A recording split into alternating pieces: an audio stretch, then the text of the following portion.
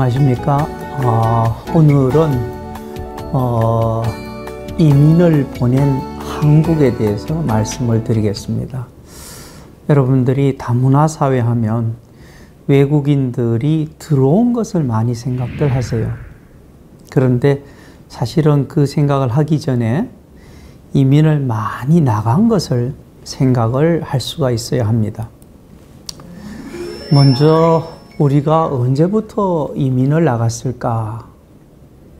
1860년대로 봅니다. 그러니까 유태인이나 중국인, 그리스인, 이탈리아인들에 비해서는 상당히 늦은 편입니다. 주로 어디로 많이 갔느냐? 중국으로 많이 갔죠. 그래서 1860년대 아주 뭐라고 할까요? 가난했죠. 그래서 기근도 많았고 또 관료들의 학정도 굉장히 심하고 이렇게 해서 함경북도에 있던 사람들이 중국 지린성으로 가게 됩니다. 그래서 거기에 가서 이제 연변 또 용정 이런 데에 머물게 되죠.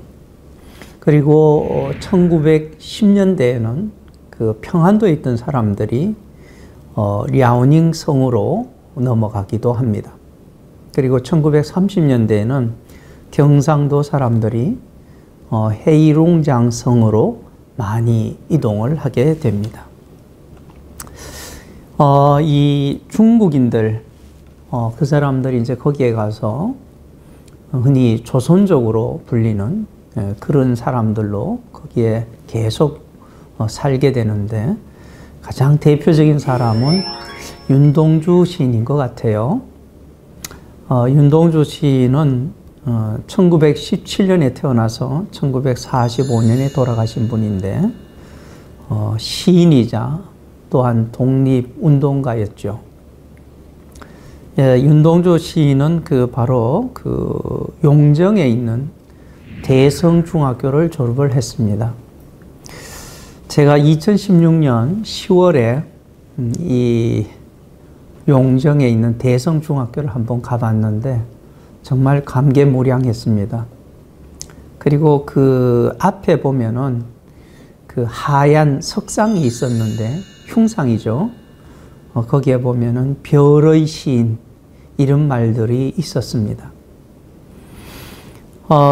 윤동주 시인은 1938년에 연희전문학교 문과에 합격을 합니다. 오늘날 연세대학이죠. 거기에서 많은 시를 썼는데 제가 특별히 주목하는 시는 바로 참회록이라는 시입니다. 윤동주 시인은 창씨개명을 하지 않고 버티다가 일본으로 유학을 가기 위해서 창씨개명을 하게 되는데 창씨개명 5일 전에 바로 이 참회록을 탈고하게 됩니다. 여러분들이 연세대학교를 가면은 윤동주 기념관이 있습니다. 여러분들 거기 한번 가셔서 참회록을 한번 보실 수 있으면 좋겠습니다. 중국에 있던 사람들 중에서 일부는 러시아, 그러니까 블라디보스톡으로 넘어가는 사람도 많았습니다. 기록에 의하면 1917년부터 1926년 사이에 17만 명 정도가 거기에 있었다고 합니다. 이 17만 명은 블라디보스톡의 농촌 인구의 4분의 1이나 되었다고 합니다. 근데 1937년에 스탈린은 일본 첩자들이 러시아 극동지방에 침투하는 것을 우려해서 한인들을 중앙아시아로 강제 이주시키게 됩니다. 기차에 전부 태웠고 6,600km나 되는 장거리를 이동하게 됩니다. 그 과정에서 굶어 죽고 또 병들어 죽는 사람도 생겨났죠. 그래서 내리는 역마다 거기에다가 방치를 하고 또 떠나고 정말 참 안타까운 일이었습니다. 그래서 마지막으로 카자흐스탄에 약 10만 명, 그리고 우즈베키스탄에 약 7만 명이 머물게 됩니다. 이들은 그 콜호즈라는 집단 농장에서 일을 하고 추위, 그 다음에 기아, 풍토병에 시달리게 됩니다. 이때 이주한 대표적인 인물이 바로 홍범도 장군이죠. 이분은 1868년에 태어나서 1943년에 돌아가십니다. 의병이고 그리고 독립운동가죠. 특히 1920년 6월 봉오동 전투, 10월 청산리 전투에 참여해서 큰 공을 세웁니다. 그리고 1923년에는 소련 공산당에 입당을 하게 됩니다. 물론 이것 가지고 이제 여러 가지 논란도 있습니다. 아무튼 1937년에 이분도 역시 강제 이주를 당해서 카자흐스탄으로 가게 됩니다.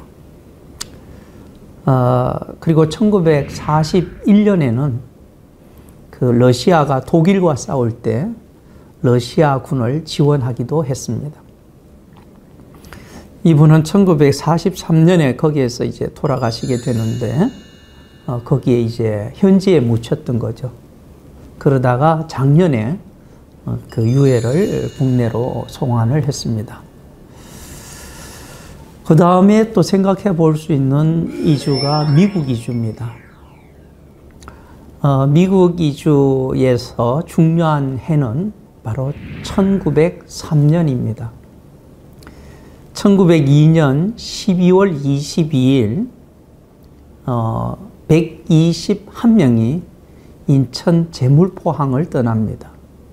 그리고 일본 나가사키에 가서 신체 검사를 받고 미국 상선 그 갤리코를 타고 하와이로 가게 됩니다. 도착한 날이 1월 13일입니다. 그래서 지금 1월 13일이 미국에 사는 한인의 날이 되겠습니다. 그리고 이제 이때 이제 102명이 도착을 했고 점점 이제 늘어나게 되죠. 그래서 2005년까지 약 7,000명 정도가 이곳으로 옮겨가게 됩니다. 사탕수수밭에서 아주 힘든 일을 하게 됐죠. 그리고 이제 거기에 정착하면서 결혼할 나이가 됐는데 신부를 찾을 수가 없어서 이제 그 고국에서 신부를 데려가게 됩니다. 그런데 배를 타고 또 와서 데리고 갈 수가 없기 때문에 사진 신부, 그러니까 이제 사진을 가지고 서로 주고받아서 마음에 드는 사람까지 결혼을 하게 됩니다. 그래서 1910년에서 1924년 사이에 약 600에서 1000명 정도의 사진 신부가 하와이로 가게 됩니다. 그리고 이제 거기에서 계속 정착을 하게 되고 자녀를 낳게 되죠. 그리고 해방이 되고 고국을 돌아보니까 얼마 후에 전쟁이 터지고 굉장히 어려운 생활이 이루어졌던 것이죠. 그래서 이제 이분들이 이제는 어느 정도 경제적으로 정착을 했기 때문에 이 고국에 있는 사람들을 위해서 뭔가 도움을 주자. 그래서 십시일반 돈을 모아가지고 만들어준 대학이 있습니다. 그 대학이 바로 인하대학입니다. 왜 인하냐? 인천에서 떠나서 하와이에 도착했기 때문입니다. 그리고 이제 또 일본 이주도 우리가 뺄 수가 없죠. 1911년 통계를 보면은 일본에 체류한 한국인은 2,500명 정도밖에 되지 않았습니다. 그런데 이제 한일 합방이 이루어지고 그리고 점점 그 수탈을 당하면서 생활이 어려워지자 일본으로 옮겨가게 된 거지요. 그래서 1920년에는 한 3만 명 정도가 됐고 1930년에는 그거의 10배가 되는 30만 명이 거기에 가게 됩니다. 이분들은 주로 일용직 육체노동에 종사하게 되죠. 그리고 1932년에 이제 중국의 만주국을 수립하고 그리고 1937년 중일전쟁을 시작하고 1939년에 태평양 전쟁을 일으키면서 엄청난 사람들이 강제징용을 당하게 되죠. 그래서 1944년에는 약 200만 명이나 되는 사람이 일본에 체류를 했습니다. 물론 이제 광복과 함께 많은 사람들은 귀국을 했고 한 65만 명 정도가 계속 체류를 해서 오늘날 제1동포들이 된 것이죠. 그리고 한국의 경우에 이제 전쟁이 일어났죠. 그래서 전쟁 고아들이 많이 생겼습니다. 또 그 미군과 결혼하는 그런 사람들도 늘어났습니다. 이 사람들을 주로 이제 양공주 또는 양색시라고 불렀는데 이런 사람들이 약 6천 명 정도 이제 있었고 이 사람들이 또 미국으로 옮겨가게 되죠.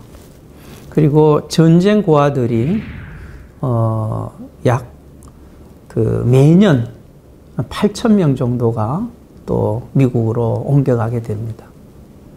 당시 대통령이었던 이승만 대통령은 일국 일민주의를 내세워서 그 흑인과 한국 여성 사이에서 태어난 혼혈아들이 한국에 계속 체류하는 것을 별로 좋아하지 않았습니다. 그래서 홀트 아동복지회라든지 이런 것을 만들어서 미국으로 보내게 됐죠. 또 1960년대에는 여러분들도 잘 아시는 것처럼 그 독일로 많이 갔습니다. 1960년 한국은 어땠을까요? 글자 그대로 최빈국, 아마 지구상에서 가장 그 가난한 나라였던 것 같습니다. 국내 실업률도 40%나 됩니다. 그리고 당시 1인당 국민 소득은 고작 79달러밖에 안 됩니다. 여러분들의 이해를 돕기 위해서 좀 비교를 하자면 당시 필리핀이 170달러 정도. 그리고 태국이 260달러 정도 됐습니다. 그러니까 얼마나 못 살았는지 쉽게 짐작하실 수 있죠. 그리고 이제 1962년에 독일하고 이제 상업 차관을 들여오는 문제와를 가지고 이제 그 뭐랄까요, 협상을 벌이죠. 당시 독일은 그 노동력이 부족할 정도였습니다. 그래서 주로 이렇게 동유럽이라든지 남유럽에서 많이 불러들였지만은 그거로도 부족을 해서 이와 같이 아시아의 이 먼 한국에서 또 인력을 데려갔던 것이죠. 1963년부터 77년까지 8,000명의 광부가 갑니다. 이분들은 지하 1000m 그 이상이 되는 그런 막장에서 하루에 16시간 정도 아주 고된 일을 하게 됩니다. 그리고 1966년부터 또 1977년까지는 만여 명의 간호사들이 또 파독됩니다. 그래서 그 독일로 가죠. 그래서 이제 이분들이 거기에서 아주 힘든 일을 합니다. 예를 들어서 무슨 3D 업종 같은 거죠. 예. 아주 그 독일 사람들도 신체가 크잖아요. 그런 사람들 이제 욕창 생길까봐 이렇게 환자를 돌린다든지 부축한다든지 고름 기저귀를 빤다든지 아주 힘든 일을 하게 됩니다.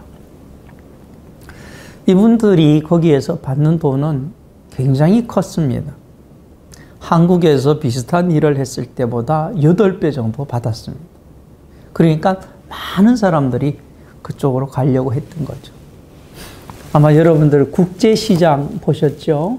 거기에 보면은 이 독일로 가서 돈을 벌어보겠다는 그런 주인공들의 모습을 볼 수가 있습니다. 참고로 1967년에 한 해 동안 이 사람들이 한국에 보낸 돈이 당시 한국 수출액의 35.9%나 되었다는 겁니다. 굉장히 큰 돈이었죠. 제가 이렇게 보면은 어떤 분들 이런 말씀들 하세요. 교수님, 외국인 노동자들 한국에 일해서 여기서 조금 쓰고 전부 다 본국으로 돈 보내요. 이런 얘기를 합니다. 그리고는 얄미워 죽겠다는 얘기를 덧붙입니다. 근데 그럴 때마다 저는 이 얘기를 하면서 우리도 많이 했던 겁니다.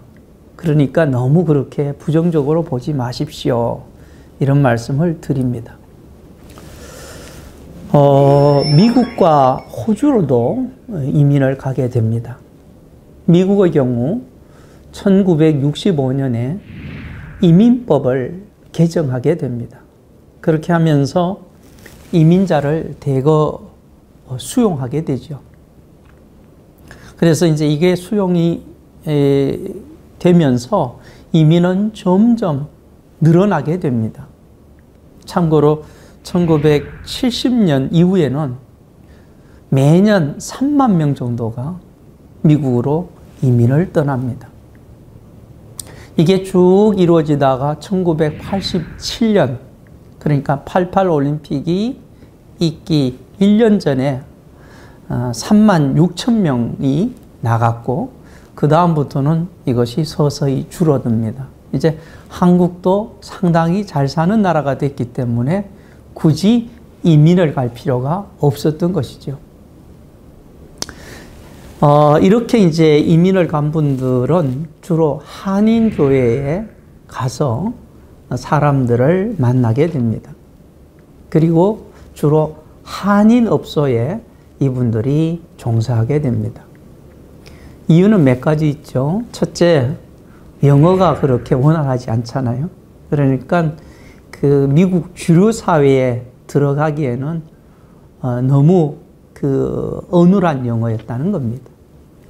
두 번째로는 자본이 그렇게 많지 않았고, 또 세 번째로는 그 사업 기술이 그렇게 발달하지 않았습니다.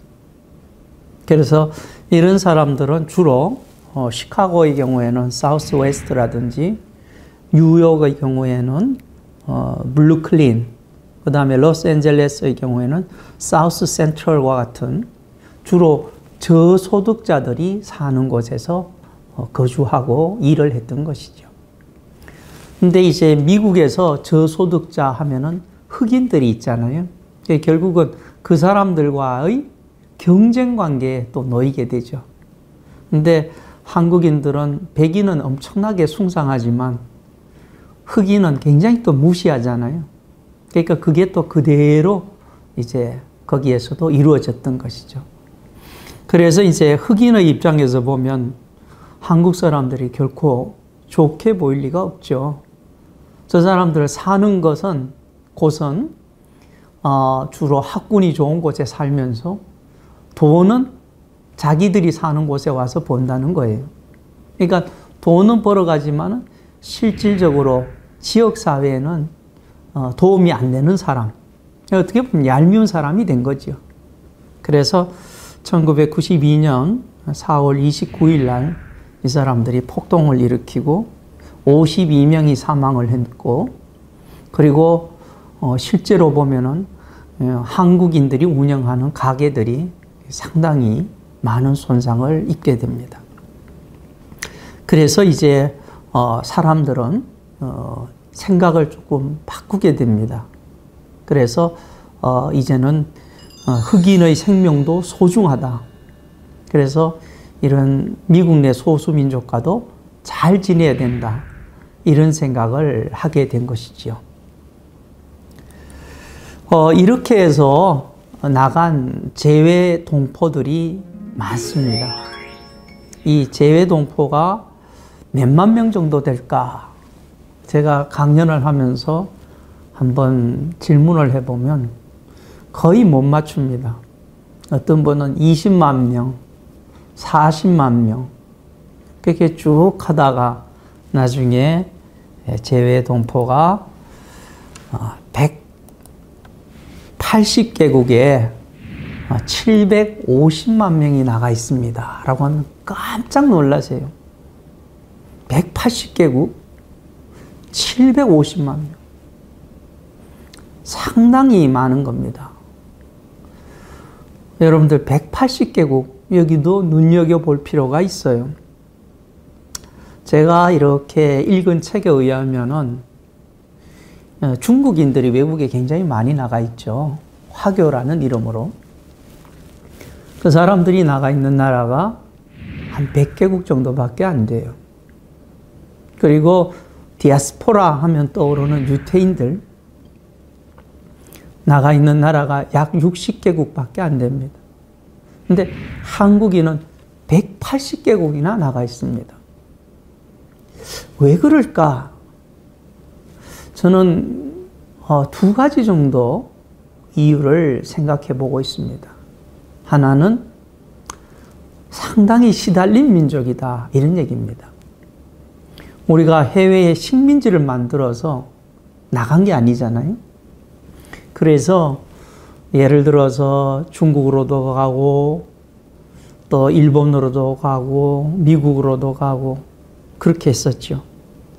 예를 들어서 하와이로도 많이 갔지만 여러 척의 배가 하와이로 가다가 한 척이나 두 척은 또 좀 더 멀리 남미로 가게 됩니다. 그러니까 쿠바에 내리게 되고 또 쿠바에서 또 다른 지역으로 옮겨가게 되고, 이것은 굉장히 어떻게 보면은 이민자들의 삶이 굉장히 고달팠다라는 걸 의미를 합니다.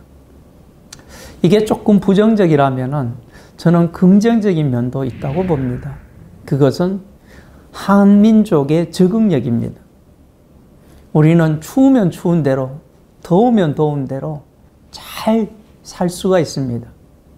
그리고 이 한반도가 산, 강, 바다가 다 있는 곳이라서 산에도 가서 살고 바다에서도 살고 다 살 수 있는 민족이고, 그리고 계절이 사계절이 있습니다. 그렇죠? 그래서 저는 이런 생각을 합니다. 이 다문화 사회야말로 한민족에게는 상당한 기회가 될 수가 있다. 다시 말해서 우리의 적응력을 발휘를 해서 상당히 우리의 활동 무대를 넓힐 수 있다, 이렇게 보는 것입니다. 자, 예를 들어서 좀 더 자세히 재외 동포를 보게 되면 1위가 미국이죠.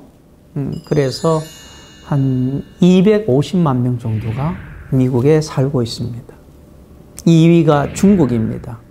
한 240만 명 정도. 그 다음에 3위가 일본입니다. 그래서 아까 말씀드린 것처럼 1944년에는 약 200만이 됐다고 그랬죠. 그리고 광복이 되면서 그 중에서 한 150만 정도는 넘어왔고 나머지는 거기 있었다고 그랬죠.